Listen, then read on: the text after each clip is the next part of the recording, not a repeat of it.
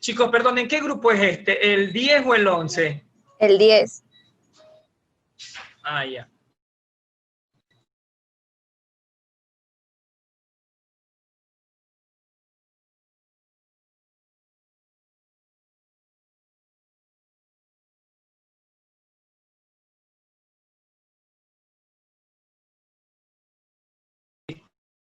¿Eh?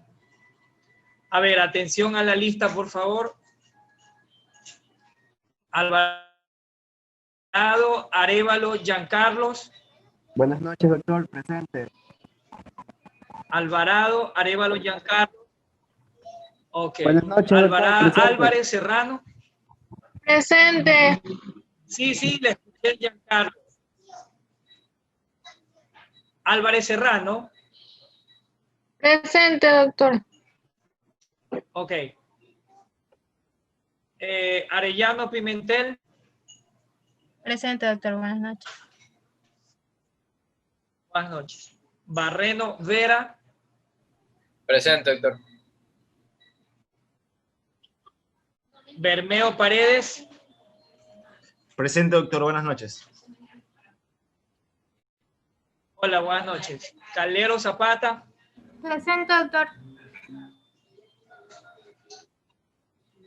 Cambisaca. Presente, Rodríguez. Presente, doctor.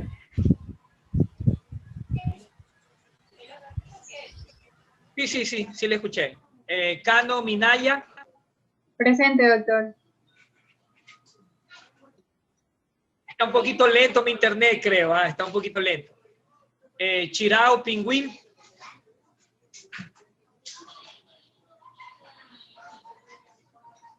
Chirao Pingüín.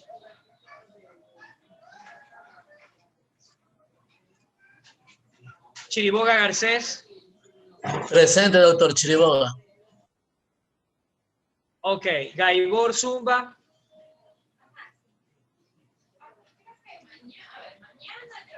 Gaibor Zumba. María Daniela. García Orozco Eric. Presente, doctor. Ok. Gencón Moreno María Daniela.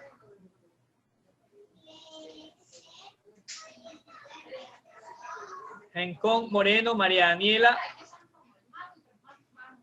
Goya Johanna. Presente, doctor. Buenas noches. Hola. Guevara Martínez Gary Joel. Presente, doctor. Buenas tardes. Buenas tardes. Guisado González. Presente, doctor. Hernández Ladines. Presente, doctor. Hidrobo García. Presente, doctor.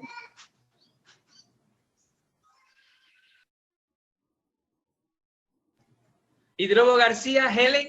Presente. Presente. Huerta Gil Andrés. Presente, doctor.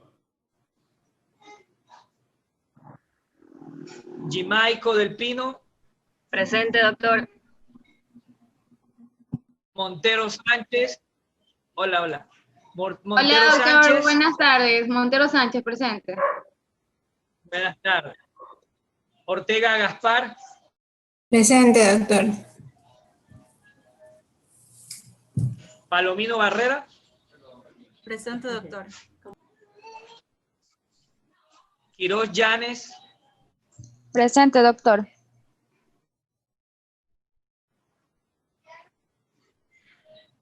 Rat Salame. Presente. Ramírez Ríos. Presente, doctor. Buenas noches. Ramírez Ríos Jocelyn Lisbeth. Presente, doctor. Buenas noches. Está presente. Ok. Ruiz Ludeña Tamara. Presente, doctor. Ruiz Ludeña Tamara. Presente. Ok. Villota Enríquez Adrián.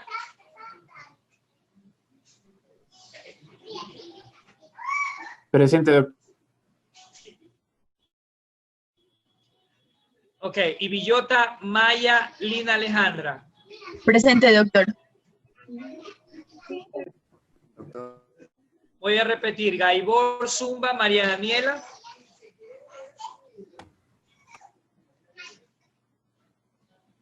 Gaibor Zumba María Daniela. Chirao Pinguín Mónica Patricia.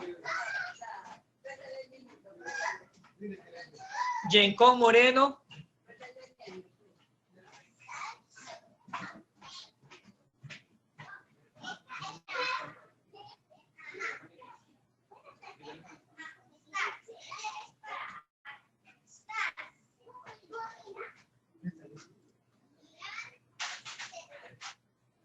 Ok. Bueno, chicos, había un grupo que tenía que exponer el día de hoy.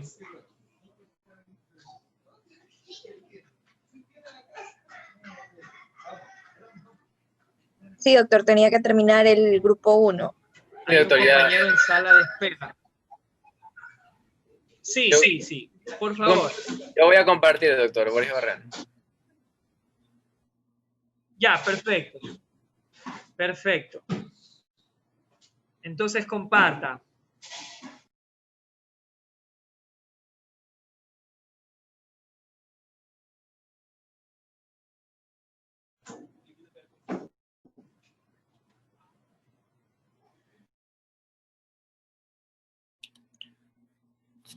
Muy bien, buenas tardes, compañeros, doctor.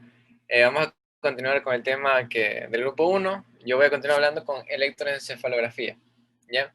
Entonces, la electroencefalografía se va a definir como el registro de la actividad eléctrica que va a existir en el cerebro, registrando específicamente las ondas que se transmiten mucho más superficialmente, o sea, a nivel de la corteza cerebral. Y que estas ondas generalmente vienen iniciadas desde los núcleos basales y que luego se transmiten hacia la corteza y de esa manera también regresan de la corteza hacia los núcleos basales. Y esa va a ser la actividad eléctrica que va a ser registrada por los electrodos del electroencefalograma, ¿ya? Por muchos años, antes de que existieran estudios más complejos como los estudios de imágenes actuales de tomografía y resonancia magnética, se utilizó la electroencefalografía como un procedimiento estándar en toda enfermedad. Se lo utilizó tanto para accidentes cerebrovasculares, isquémicos, hemorrágicos, enfermedades neurodegenerativas, debido a que la tecnología de registro eléctrico surgió mucho antes que los estudios de imágenes complejos que ahora existen, ¿ya? Pero con el desarrollo de la tomografía computarizada de alta definición y la resonancia magnética, estudios contrastados y todo lo que se utiliza, entonces la electroencefalografía ya se la dejó solamente para ciertos estudios más específicos, ¿ya? Y actualmente, ¿en qué se la utiliza? Se la estudia en el estudio de las convulsiones, se la estudia para confirmar la muerte encefálica, ¿ya? Se estudia para la polisomnografía, que es el estudio de la variación de la actividad cerebral durante el sueño, que es parte del estudio de las convulsiones, ¿ya? Efectos cerebrales de algunas enfermedades sistémicas o enfermedades neurodegenerativas, vigilar la actividad cerebral en pacientes que están anestesiados para saber que no haya ningún efecto adverso de los fármacos, entre otras circunstancias hipóxico-isquémicas que se puedan presentar de manera aguda, ¿ya? Y también se la utiliza para diagnósticos de enfermedades como la encefalopatía espongiforme subaguda. Como un ejemplo de esta, la de tipo hereditaria es la enfermedad de Creutzfeldt-Jakob, ya que es una de las enfermedades principales donde se puede utilizar esta, aunque es una enfermedad bastante rara de baja prevalencia, pero que en caso de presentarse es muy útil este estudio. Ya. Entonces, como ya les fui mencionando un poco qué es lo que va a registrar el electroencefalograma, es la actividad eléctrica espontánea de la corteza cerebral. ¿A qué se refiere?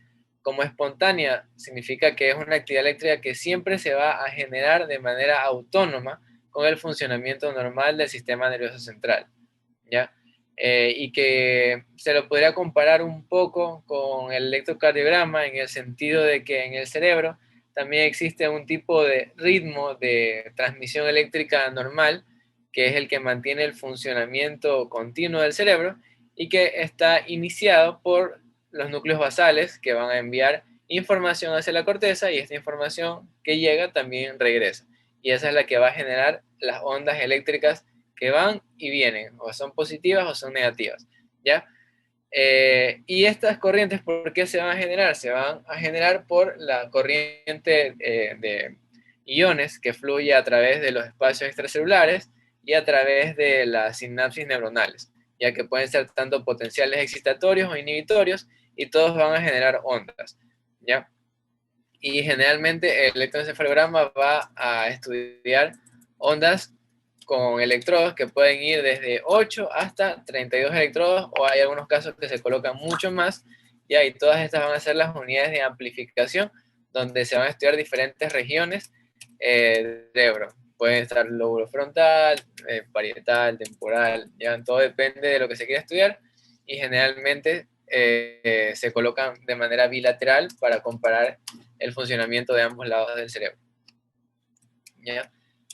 Además del estudio, generalmente el estudio de electroencefalograma se realiza en reposo, también se realizan procedimientos activadores que tienen el objetivo de generar ciertos cambios que pueden ser útiles para el diagnóstico de algunas enfermedades, ¿ya? Estos procedimientos activadores van a ser la hiperventilación, ya, donde se le va a pedir al paciente que aumente su frecuencia respiratoria de manera voluntaria con el objetivo de que haya obviamente un aumento de la frecuencia, una pérdida de dióxido de carbono, y ahí esto de aquí va a aumentar la oxigenación a nivel cerebral y esto va a alterar el funcionamiento de las células y por ende la actividad eléctrica.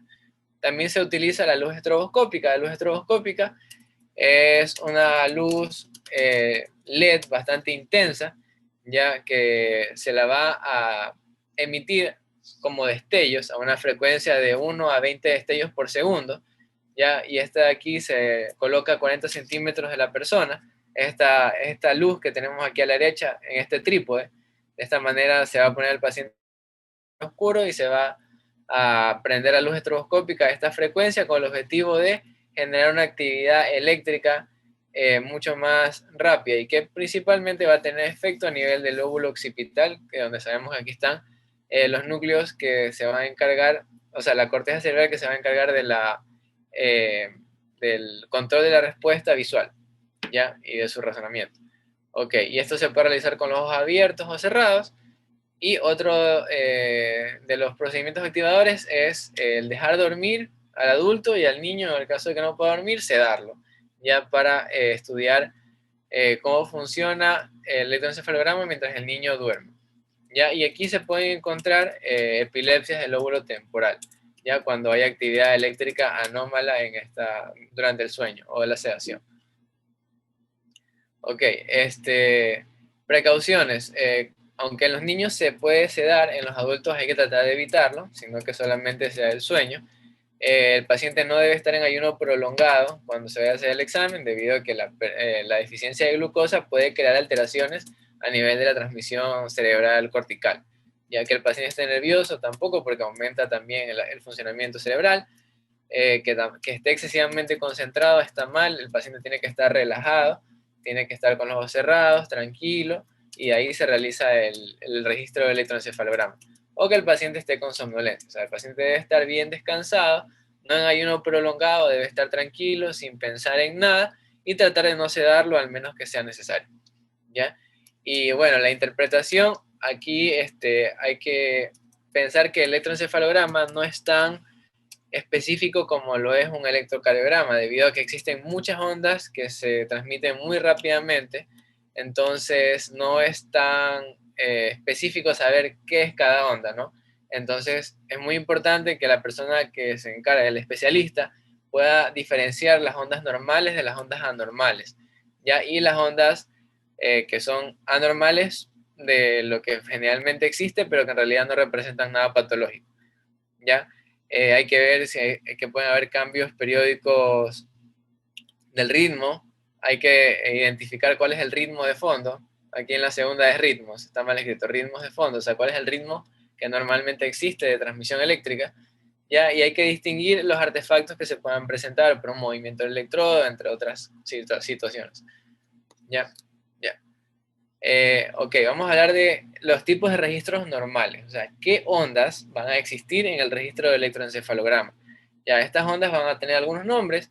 La onda más normal de todas, y que va a ser la onda que también la definen en algunas literaturas como el marcapasos de la actividad eléctrica cerebral, va a ser las ondas alfa. ¿Ya? Estas ondas alfa van a ser ondas sinusoidales, ¿ya? ¿A qué se refiere? O sea que con forma de sube y baja, así como una ecuación seno, ¿ya? Y que es igual a lo que está representado como, a ver, ya más o menos aquí me estoy señalando, ya, o sea, son ondas chiquitas que no son ni tan grandes ni tan pequeñas. Por ejemplo, la que está en la flecha es una onda muy grande. Las ondas pequeñitas de aquí, la que estoy señalando con el mouse, estas son ondas alfa. Son ondas que suben y bajan, que son pequeñas, y es la actividad eléctrica normal del cerebro. Una actividad eléctrica en reposo, sin ninguna alteración.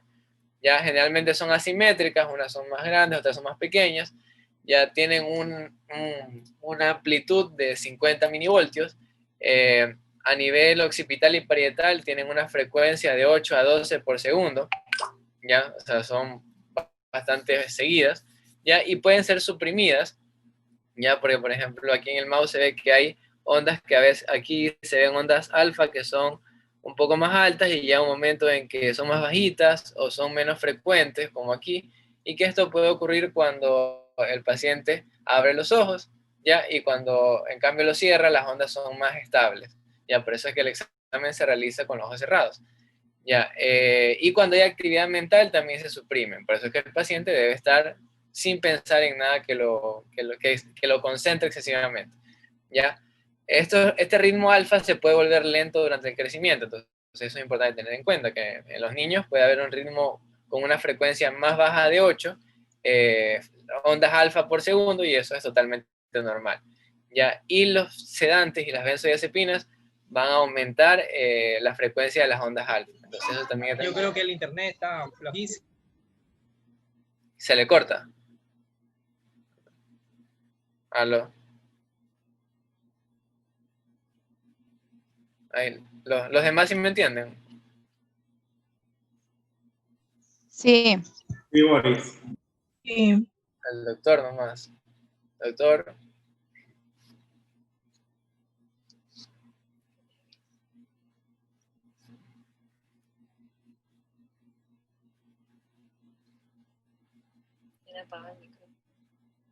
Doctor. Parece que se salió porque una de las compañeras ahora es el hospedador. Tiene bien lento el internet.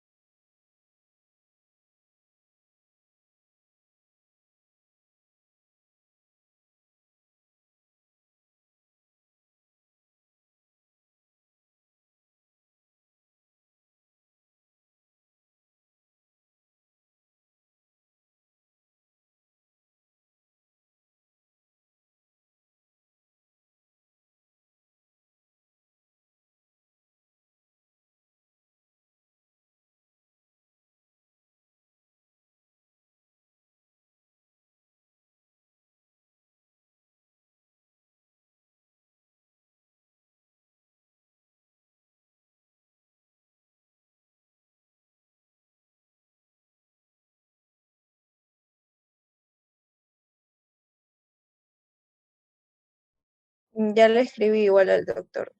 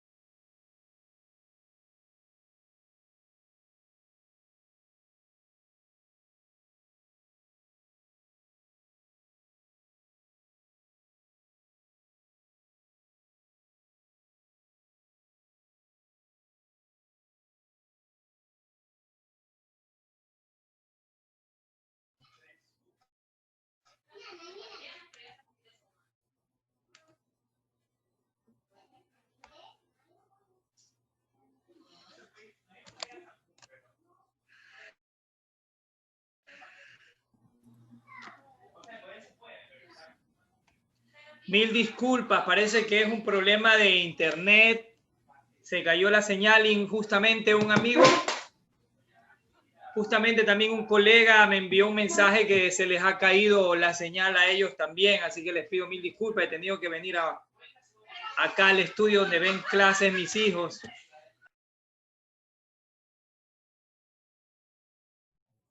Doctor, se le apagó el micrófono.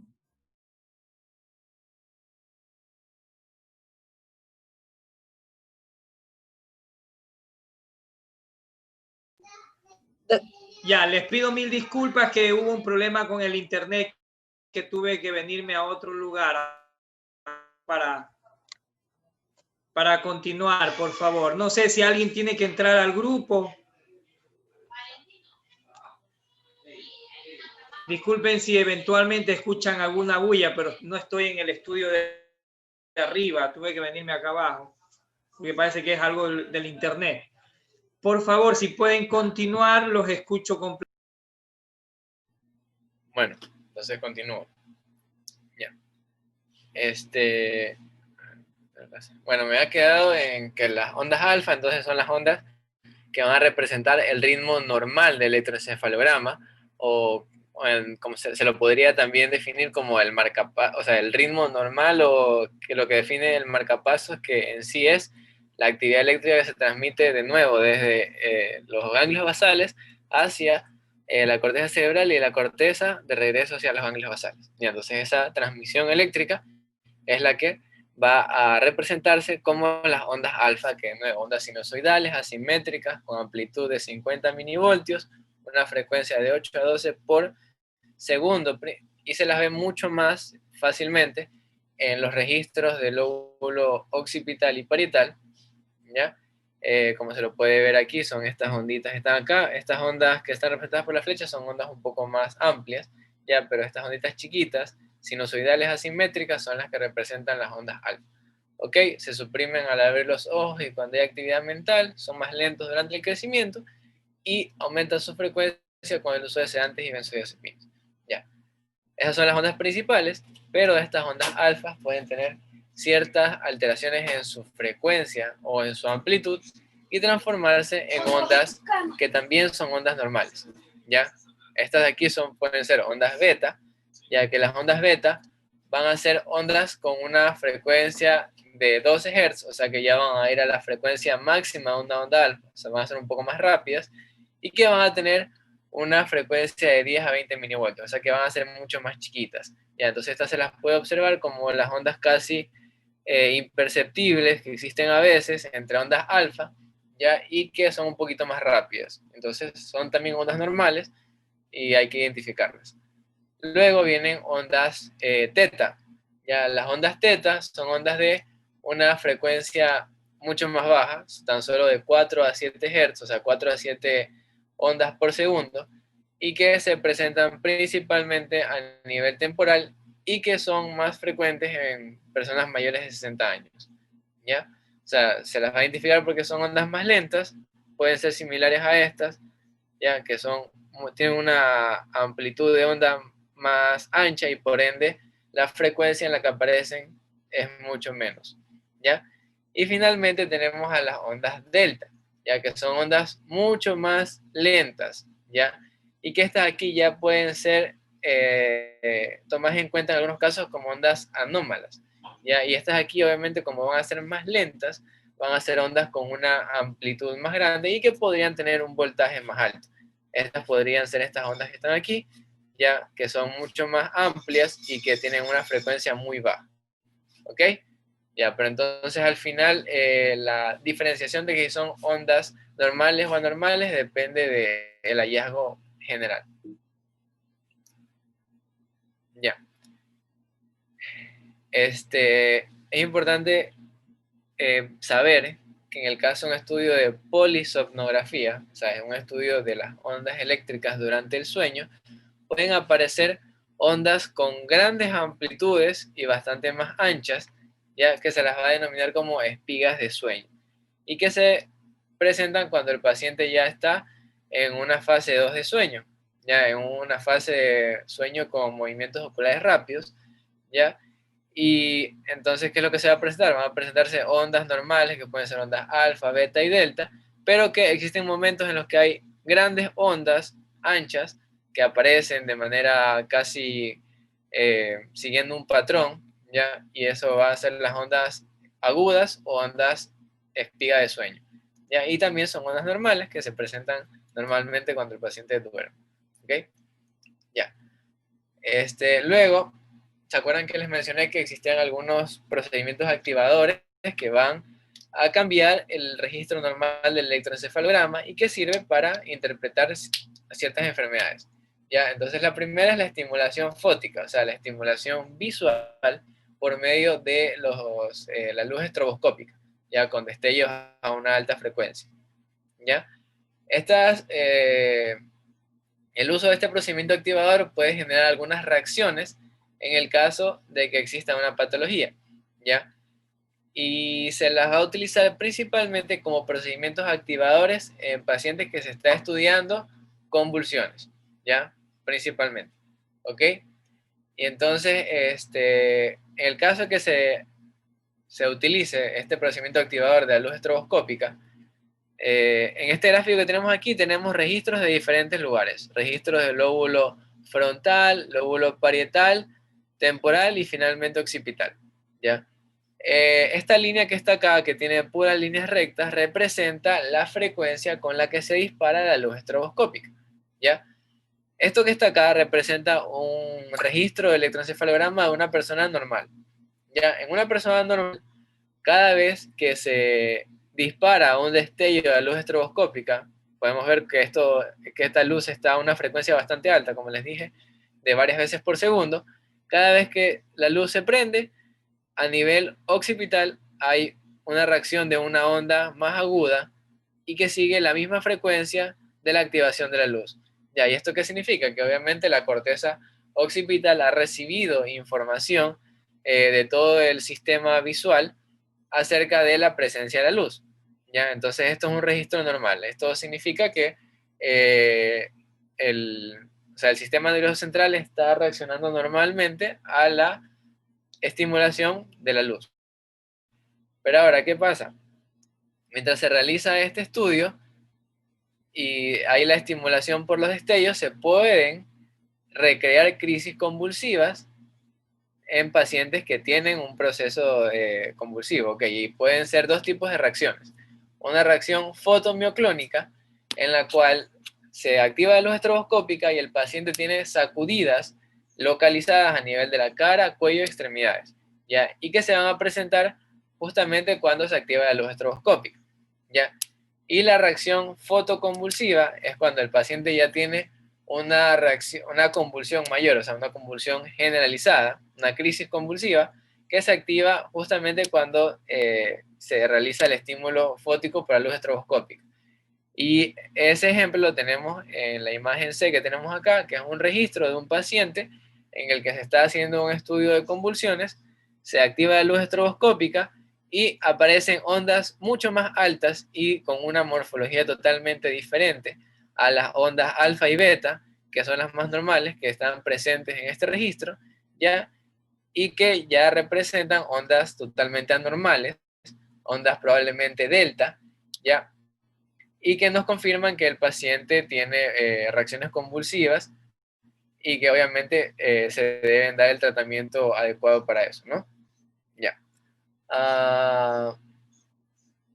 Es importante que también pueden activarse estas reacciones cuando el paciente alcohólico está en abstinencia de alcohol o un paciente adicto a sedantes también está en abstinencia de sedantes. Y entonces eso es importante tener en cuenta para no dar un diagnóstico erróneo.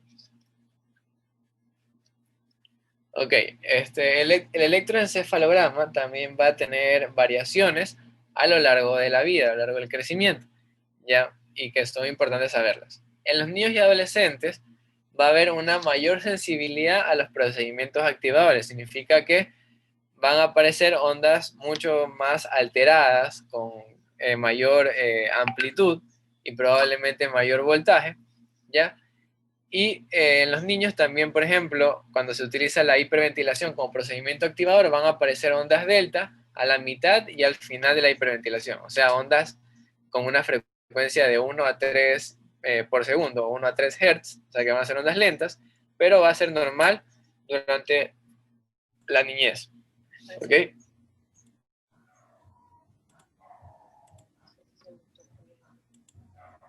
Ya está. No está el doctor. No.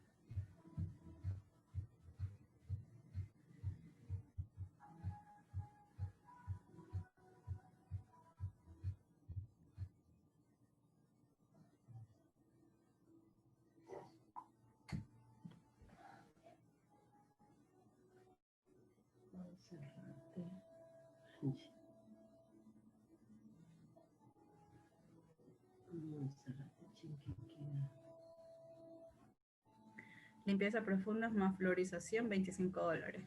Ese es para mi papi. ¿De qué? No tiene que hacerse la limpieza ahorita. ¿El hígado? Vientos, tiene que hacerse. ¿Cuánto le cobra? Martita, 25. El micrófono. Eso yo sí le pago. Mientras no consiga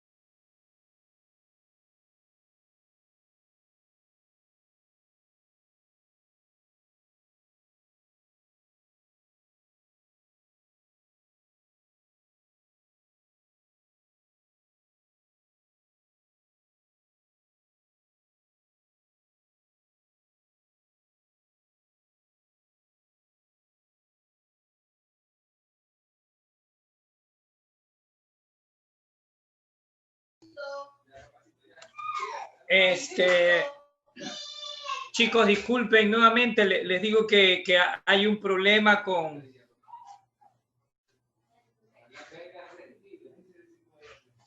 Hay un problema con el internet, probablemente no solamente seamos nosotros, sino...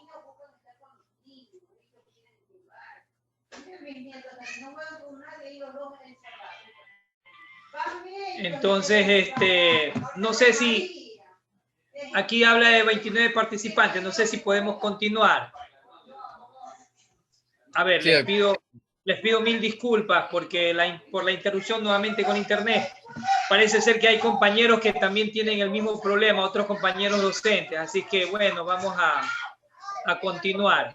Doctor. ¿Me escucha? Yo le escucho perfectamente. Parece que es un problema con la plataforma del CEDIA. El CEDIA es la plataforma que le permite a la Universidad de Guayaquil conectarnos con Zoom. Ah, ok. O sea, es una cosa general del CEDIA, sí, no de por eso internet. Cuando usted ingresa a Zoom, le sale el logo de CEDIA, que es un logo azulito.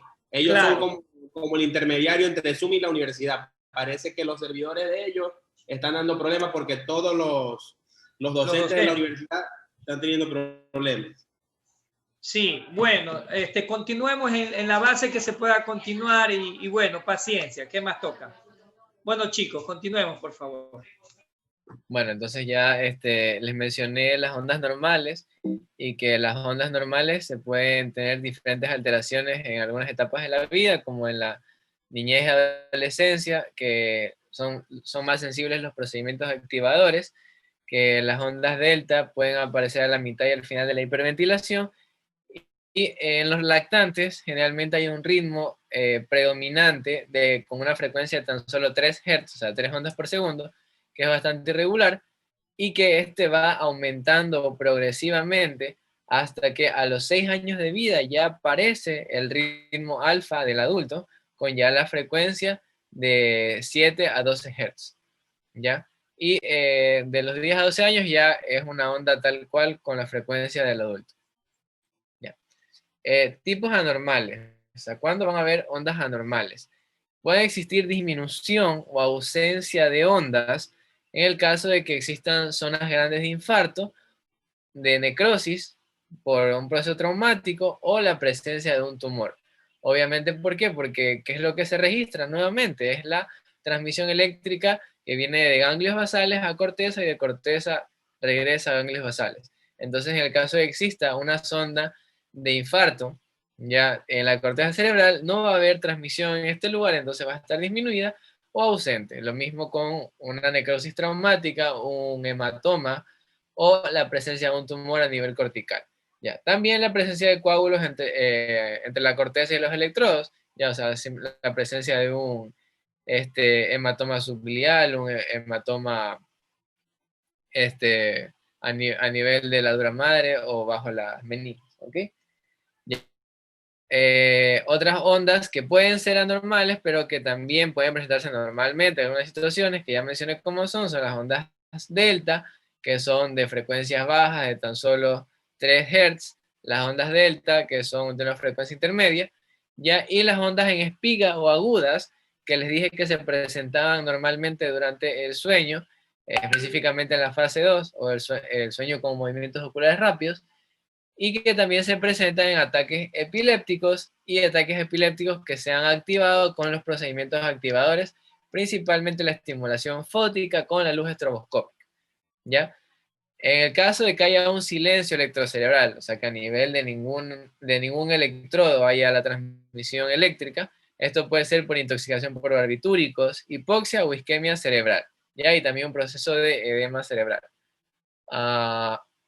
También traumatismo craneoencefálico, hipertensión endocraniana o finalmente también la muerte cerebral, donde se inicia la sospecha de muerte cerebral cuando hay ausencia de reflejos del tallo cerebral, que eso se hace mediante el examen físico neurológico. Todavía existe actividad respiratoria muscular espontánea, y entonces ahí la manera de confirmarlo es realizando el electroencefalograma, donde la ausencia de ondas o el silencio electrocerebral nos confirma este hallazgo y por ende tomar decisión respectiva o la información a los familiares. Bueno, una de las situaciones donde más se utiliza el electroencefalograma para su estudio va a ser la epilepsia, o sea, los procesos convulsivos. ¿Ya? Es importante que se puede diferenciar una convulsión de una pseudoconvulsión con el electroencefalograma, porque en una pseudoconvulsión el electroencefalograma va a ser totalmente normal, ¿ya? A diferencia que en una convulsión sí va a tener las ondas en espiga que ya vimos antes en el ejemplo de la estimulación fótica, ¿ya? Entonces aquí se puede observar que estas ondas en espiga, ondas más grandes que aparecen de manera irregular entre medio de las ondas normales, son las ondas en espiga que en el caso de que exista justamente una convulsión tónico-clónica, entonces se confirma el diagnóstico, o en una crisis de ausencia. Ya. Otros hallazgos clínicos que se pueden encontrar en diferentes situaciones, por ejemplo, en la presencia de masas intracraneales, hay actividad focalizada de ondas lentas, ¿ya? O sea, la presencia de un tumor o alguna otra masa, ¿ya?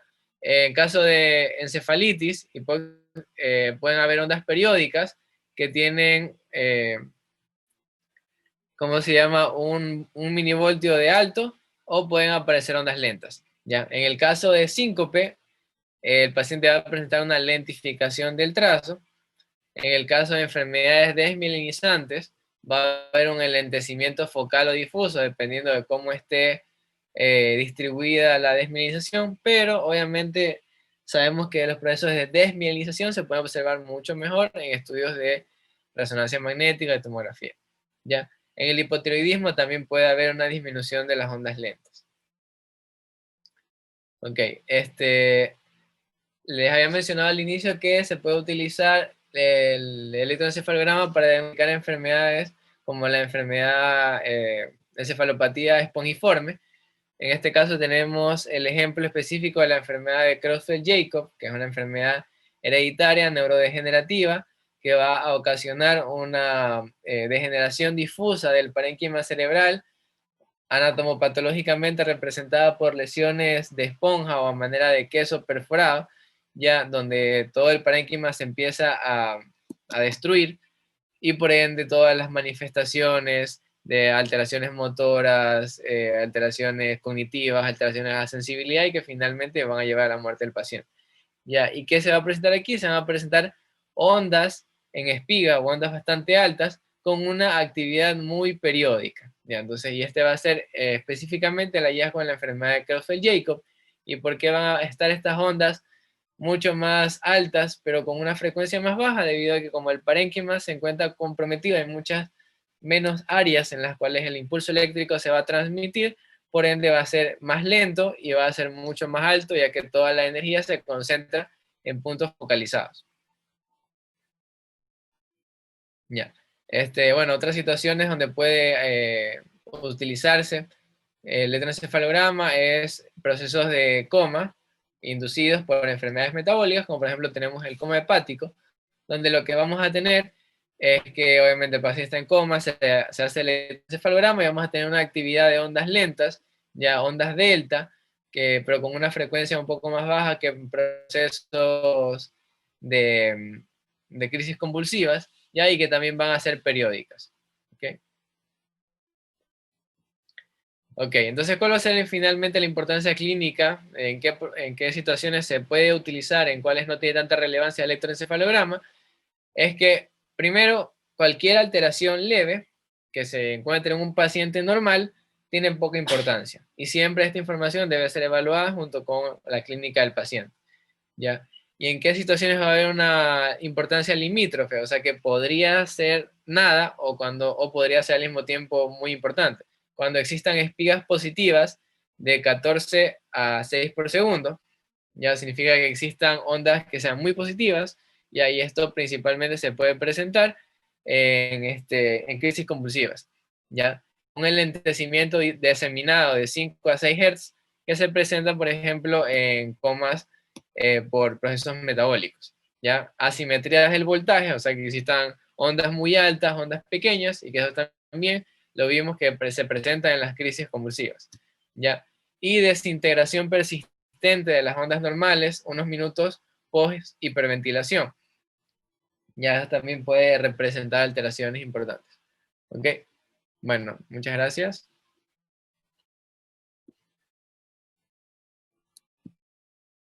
Ahora continúa mi compañero exponiendo. Buenas noches, doctor y compañeros. El tema que les voy a dar a conocer es sobre la electromiografía. A la electromiografía se la puede definir como un proceso de diagnóstico que se va a utilizar para poder evaluar los músculos y las células nerviosas, que por lo general van a estar controladas por unas neuronas motoras. Los resultados que se pueden encontrar en la electromiografía se puede ser una disfunción nerviosa, muscular, o también podemos observar problemas en la transmisión de señales, tanto de los nervios como de los músculos. Tenemos que tener en cuenta que la electromiografía se la puede realizar de diferentes modos, ya sea con una aguja, donde se utiliza un electrodo de aguja que se lo va a introducir directamente en el músculo. Por lo tanto, esto va a registrar su actividad eléctrica del músculo. La otra también puede usarse mediante electrodos que van a estar adheridos a la piel, llamados como electrodos de superficie, que por lo general sirve para poder medir la velocidad e intensidad de las señales que se desplazan entre dos o más puntos. Siguiente.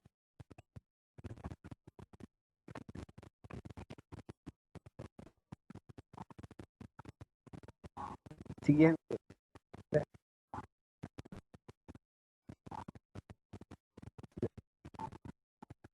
Entonces, para ello nosotros tenemos que recordar que el músculo esquelético va a estar formado por cientos de fibras musculares.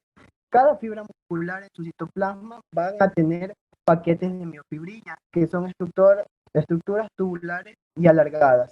Cada miofibrilla a su vez va a estar compuesto, como podemos observar en la imagen, las bandas I, que son claras, y las bandas A, que son oscuras.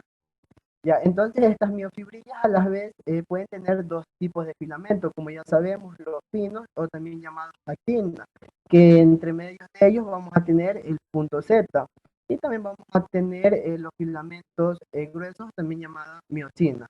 Por lo tanto, el espacio que hay entre dos discos en Z, vamos a encontrar el sarcómero. Como ya sabemos, este sarcómero es la unidad estructural y funcional del músculo esquelético.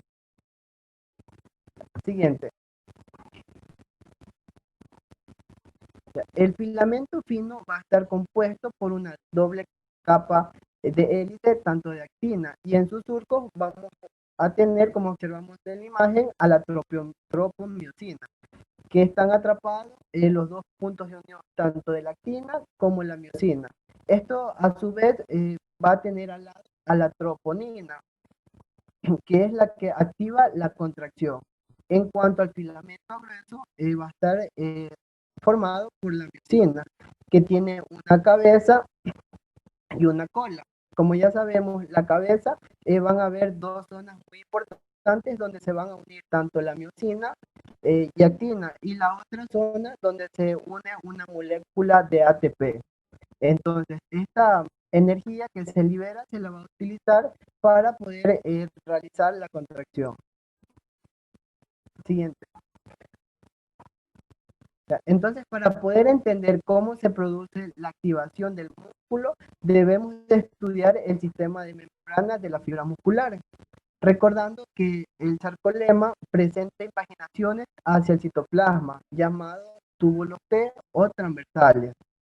Por otro lado, las miofibrillas están rodeadas de retículo sarcoplásmico, y en estas, en su extremo final, tiene una cisterna terminal. Entonces, los túbulos T están rodeados por dos cisternas terminales de retículo sarcoplásmico, y estos van a determinar la activación de la contracción muscular. Siguiente. Ya. Cuando se activa la motoneurona, esta va a ordenar que se contraiga el músculo. Por ello, entonces una motoneurona inerva el músculo, se ramifica e inerva varias fibras musculares. Por lo tanto, el conjunto de fibras musculares que van a estar inervadas por una única motoneurona se llama unidad motora. En el extremo final de la acción de la motoneurona se llama pie terminal, que este va a presentar vesículas donde va a contener la acetilcolina. En este pie terminal también se van a situar las llamadas depresiones sinápticas. Presenta también otras invaginaciones pequeñas, también llamadas como pliegues subneurales, donde se van a alojar los receptores de la acetilcolina. Ya. El anterior. El anterior. Es. Ya. Entonces, cuando contraemos un músculo, lo que hacemos es enviar un potencial de acción por la motoneurona. Este potencial, cuando llega al pie de la motoneurona, provoca la liberación de la acetilcolina por la exocitosis. Esta liberación de acetilcolina fluirá entonces por el espacio sináptico y al final interacciona con los receptores de la acetilcolina que van a ser los canales de sodio dependientes del ligando.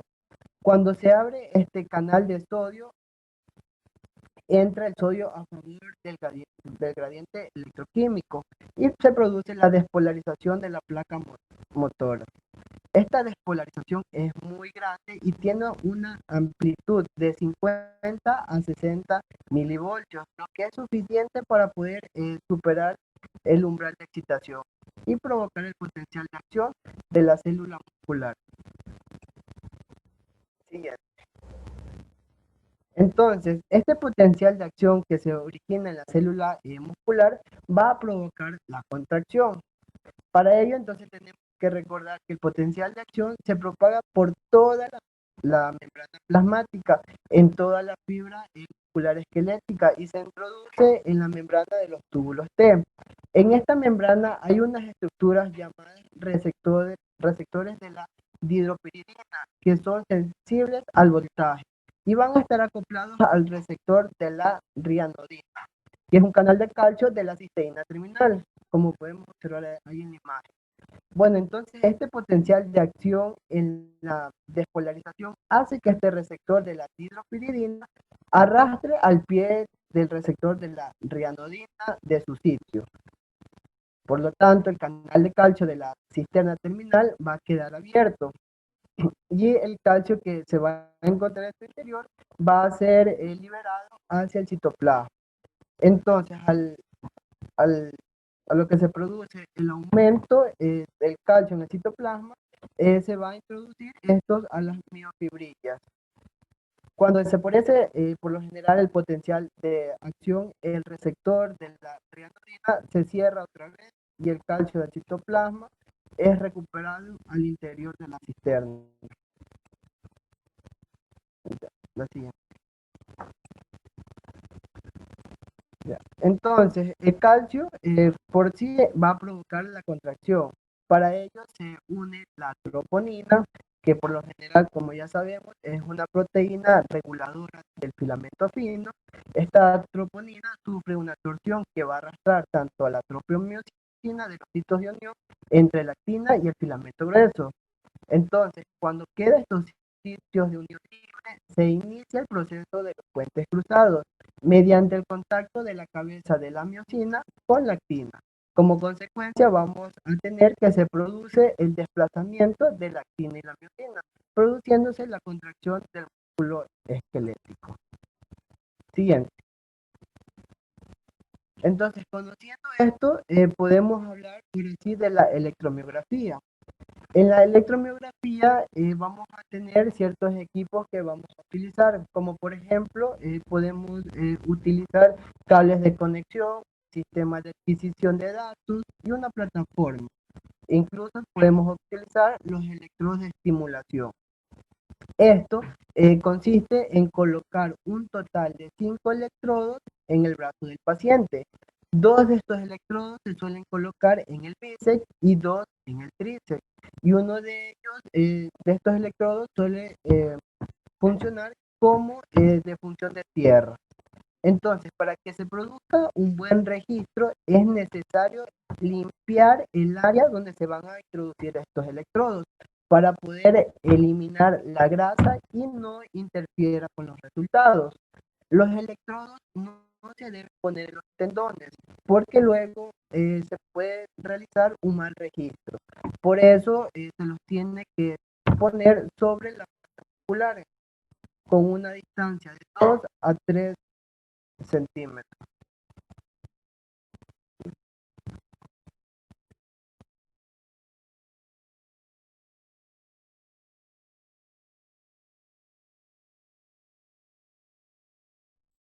¿Sí o le esperamos al doctor?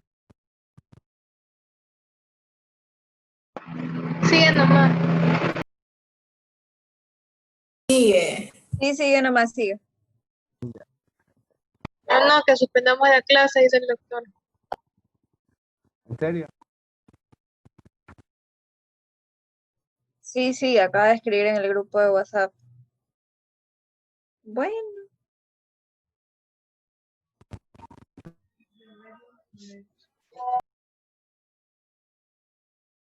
Bueno, bye.